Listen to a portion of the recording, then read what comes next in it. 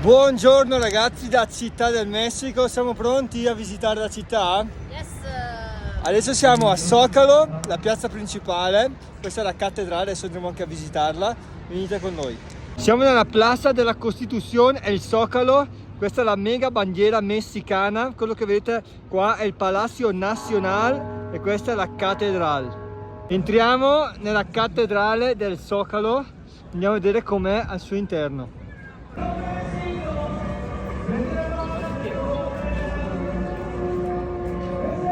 La cattedrale metropolitana, andiamo a vedere.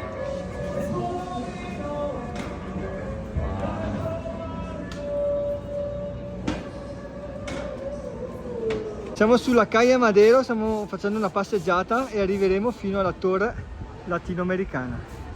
Guardate che belle queste magliette, tutte fatte a mano. Mi prendo insegnare la mia, porfa. Io ho comprato questa.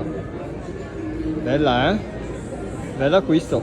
Ci sono le strisce colorate ancora per il Pride di ieri, guardate quanta gente. Dietro di me c'è appunto la torre latinoamericana e davanti c'è il Palacio de Bellas Artes, il Palazzo delle Belle Arti. Eccolo qua il Palazzo delle Belle Arti. Wow.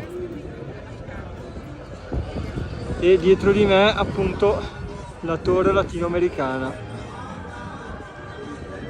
Siamo imbattuti anche in una manifestazione per proteggere gli animali, per gli animalisti.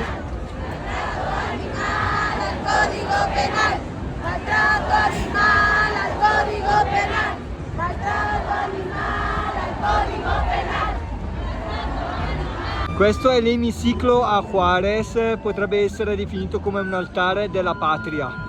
Questa è la borsa mexicana, guardate, tutte le borse del mondo. Quanto è basso l'euro, ragazzi, mamma mia. Siamo a Paseo della Reforma e quello che vedete è l'Ángel de la Independencia, l'angelo dell'indipendenza.